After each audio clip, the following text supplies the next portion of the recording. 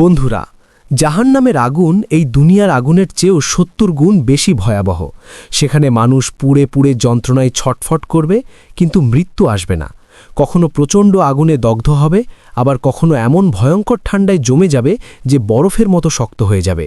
খাবার হিসাবে দেওয়া হবে কাঁটায় ভরা বিষাক্ত জাক্কুম ফল। না খেলেও জোর করে খাওয়ানো হবে। পান করার জন্য দেয়া হবে ফুটন্ত বিষাক্ত পানি, দুর্গন্ধযুক্ত রক্ত ও পুঁজ। এটাই সেই জাহান্নাম, যা কোনো কল্পকাহিনী নয়, বরং এক ভয়াবহ বাস্তবতা। একদিন ইসরাফিল আলাইহিসসালাম শিঙায় ফুঁ দিলেন। মুহূর্তেই এক ভয়াবহ শব্দ ছড়িয়ে পড়ল পুরো পৃথিবীতে। আকাশ কেঁপে উঠল, তারাগুলো নিভে গেল, সূর্য অন্ধকারে হারিয়ে গেল, চাঁদ ভেঙে টুকরো টুকরো হয়ে গেল, পুরো মহাবিশ্ব ধ্বংস হয়ে গেল। সব কিছু শেষ হয়ে গেল, শুধু আল্লাহ অবশিষ্ট রইলেন। ঘোষণা এলো, আজ কার রাজত্ব? কিন্তু কেউ উত্তর দেওয়ার মতো তখন আর ছিল না। সময় থেমে গেল, স্থান বিলীন হয়ে গেল, মৃতরা মাটির সঙ্গে মিশে গেল, হাড় ধুলায় পরিণত হল। কিন্তু আত্মাগুলো অপেক্ষায় রইল, কারো জন্য কবরের শাস্তি, কারো জন্য কবরের শান্তি। তারপর এলো সেই ভয়াবহ মুহূর্ত। দ্বিতীয়বার শিঙায় ফুঁ দেওয়া হলো। পৃথিবী ফেটে যেতে লাগল, কবরগুলো খুলে গেল, হাড় জোড়া লাগল, মাংস ফিরে এলো, চোখ বসল কোটরে। সবাই দাঁড়িয়ে গেল, নগ্ন, ভীত, কাঁপতে কাঁপতে। মানুষ বলল, কে আমাদের ঘুম থেকে জাগালো? তারপর তারা বুঝে গেল ভয়াবহ সত্য।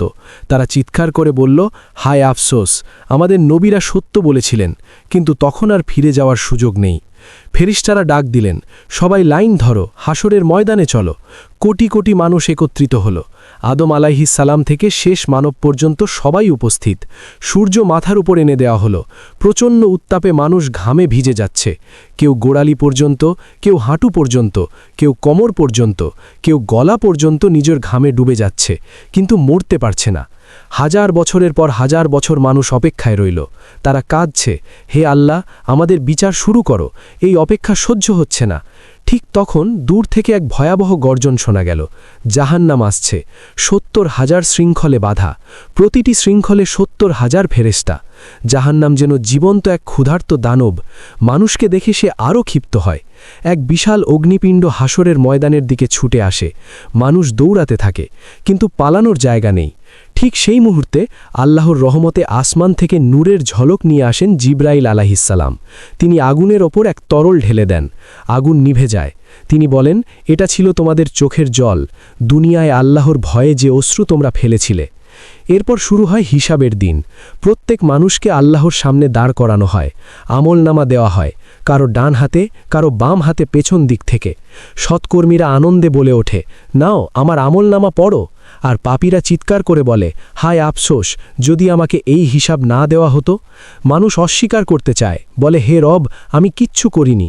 কিন্তু তখন আল্লাহ মানুষের মুখ বন্ধ করে দেন। হাত কথা বলে, পা কথা বলে, চোখ, কান, জিহ্বা সব সাক্ষ্য দেয়। নিজের শরীরই নিজের বিরুদ্ধে সাক্ষী হয়। আর কোনো মিথ্যা থাকে না, কোনো অজুহাত থাকে না। তারপর চূড়ান্ত সিদ্ধান্ত হয়ে যায়, কেউ জান্নাতের পথে, কেউ জাহান্নামের পথে। জাহান্নামে যাওয়াদের গলায়, হাতে, পায়ে শৃঙ্খল পরানো হয়। তারা কাঁদে, মিনতি করে, হে রব, আমাদের আরেকবার দুনিয়ায় ফিরিয়ে দাও, আমরা ঠিক হয়ে যাব। কিন্তু তখন বলা হয়, সময় শেষ। জাহান্নামের ওপর স্থাপন করা হয় সিরাত, চুলের মতো সূক্ষ্ম, তলোয়ারের চেয়েও ধারালো। মুমিনরা তাদের নূর নিয়ে সহজেই পার হয়ে যায়, আর কাফির ও মুনাফিকরা সেই গভীর জাহান্নামে পড়ে যায়। জাহান্নাম গিলে নিতে থাকে মানুষকে, একের পর এক। সে কখনো পূর্ণ হয় না। জাহান্নামের আগুনে মানুষের চামড়া পুড়ে যাবে, আবার নতুন চামড়া দেওয়া হবে, আবার পুড়বে। ভয়াবহ তৃষ্ণা লাগবে, তারা পানি চাইবে, দেওয়া হবে ফুটন্ত পানি। খাবার চাইবে, দেওয়া হবে জাক্কুম ফল। চারদিক থেকে মৃত্যু আসবে, কিন্তু তারা মরবে না। শেষ পর্যন্ত জান্নাতের মানুষ জান্নাতে যাবে, আর জাহান্নামের মানুষ জাহান্নামে থাকবে। দরজাগুলো চিরতরে বন্ধ হয়ে যাবে, আর কোনো ফেরত নেই। অনন্ত জীবন শুরু হবে। প্রিয় বন্ধু, আপনি এই কথা শুনলেন, এখন সিদ্ধান্ত আপনার। আপনি কোন পথে থাকতে চান, জান্নাতের পথে নাকি জাহান্নামের পথে? এখনও সময় আছে। আজই তাওবা করুন, আজই নামাজে ফিরে আসুন, আজই আল্লাহর কাছে ক্ষমা চান। হে আল্লাহ, আমাদেরকে জাহান্নাম থেকে রক্ষা করুন এবং জান্নাতুল ফিরদাউস নসিব করুন। আমিন।